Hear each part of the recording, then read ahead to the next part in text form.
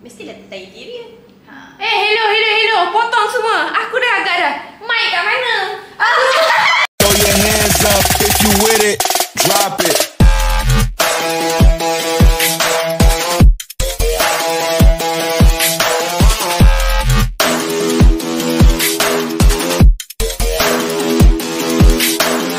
Assalamualaikum and hai semua. Kembali lagi bersama rancangan Sembang Santai bersama Riz Reka. Saya Nabila, host anda pada hari ini.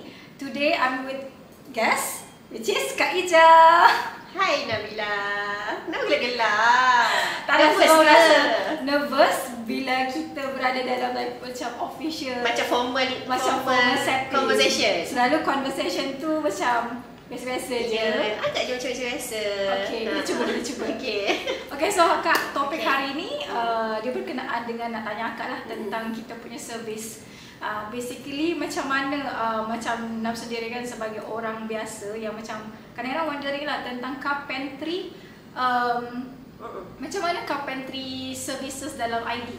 Sebab kita tahu ID ni macam kita buat 3D and then space planning, tapi in terms of carpentry work tu sendiri Apa yang main peranan? Okay. Sebenarnya carpentry ni main peranan dari segi untuk kita fit in the space yang ada dalam setiap ruang, dalam sesebuah ruang lah. Maksudnya tak kira apa saja, ruang rumah ke, commercial ke, restoran ke, carpentry ni ada main peranan dia sendiri. Sebab untuk nampakkan benda tu estetik, carpentry ni pun perlu, loose furniture pun perlu. So akak rasa dua identiti ni perlu ada dalam sesebuah ruang. So kiranya macam kalau klien datang jumpa dekat akak, akak sebagai ID company, akak akan suggest ruang mana yang macam sesuai untuk keadaan rumah tu. Apa beza dengan kalau kita beli loose sendiri dengan yang Riz Reka offer dekat klien? Okey, contoh macam kalau macam klien datang bawa layout, perlukan advice daripada kita. Definitely kita akan advise ruang mana yang bersesuaian untuk buat carpentry, yang mana perlukan loose furniture. So ruang-ruang yang penting untuk pakai built-in cabinet ni adalah di terutamanya di kitchen. Itu penting lah, sebab kitchen kalau kita beli loose, dia tak boleh nak fit in the space, the area kan. So kalau carpentry ni kita akan measure properly, kita akan pergi ukur kat situ kat mana kita nak custom bahagian siki, bahagian dapur, kat bahagian mana peti ais. So circulation untuk pergerakan di dapur tu pun kita akan ambil kira lah untuk dekat dapur. Okey, yang kedua perlu di bahagian wardrobe. Bilik tidur akak rasa kalau tak nak bersepah, memang kita perlukan built-in wardrobe dalam bilik tidur supaya all the messy thing boleh duduk dalam tu. Okay? Kita bukanlah nak kata kita ni pemalas sumbat semua dalam kabinet. Sebab bila kita custom benda tu up to the ceiling height, bila custom ni kita boleh custom full height. So benda storage yang kita jarang pakai, kita boleh letak ke atas. Untuk yang daily use, kita boleh custom lah, kat mana nak letak tudung, kat mana nak letak kita punya baju gantung, baju labur kan. Kalau kita beli benda loose ni, dia dah orang kata macam tu, itulah kita kena terima seadanya. Tapi loose pun main peranan juga. Loose pun contoh macam katil kalau tanya pendapat akak tak berapa nak setuju kalau katil yang custom. Sebab custom ni dia akan, satu daripada segi cost lah, dia akan mahal. And then dia akan nampak macam agak rigid sebenarnya. Kalau loose ni dia lebih nampak ruang tu soft sikit. Di situlah ID main peranan. Macam ID, of course lah kan, ID akan diberi consultation. Mesti. Daripada situ macam kita fit in kan to the client mengikut kesesuaian. Contoh macam tak semua rumah perlukan, contoh akak bagi tadi macam kitchen, wardrobe, benda yang perlulah. TV cabinet tu antara dah jadi optional yang ketiga. Optional sebab TV cabinet tu tak penting. Ada je orang pakai loose TV cabinet kan. Tapi contoh macam carpentry ni penting bila nak buat benda yang special. Contoh hidden door. Hidden door. Hidden cabinet. Hidden door yang loose kan? Mana ada. So kita memang kena custom benda tu. Nak maintain the aesthetic look tu, kita kena custom lah.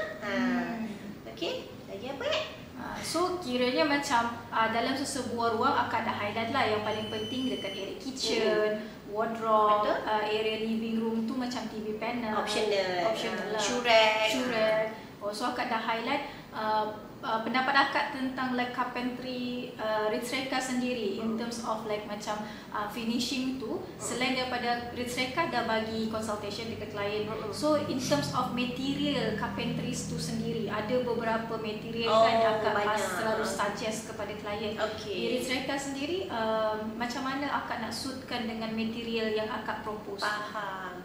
Okey, memandangkan Ritz Reka memang ada our own factory.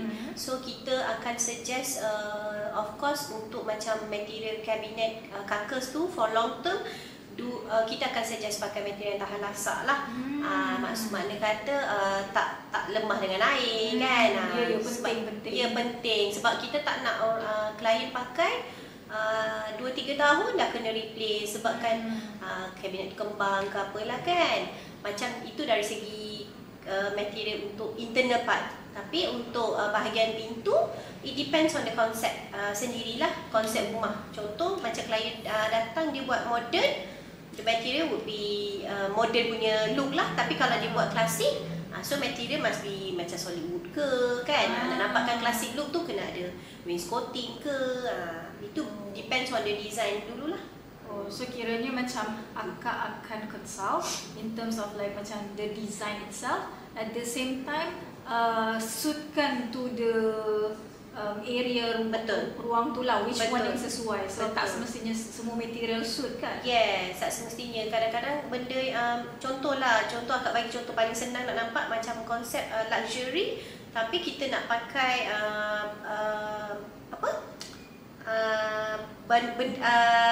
furniture minimalis.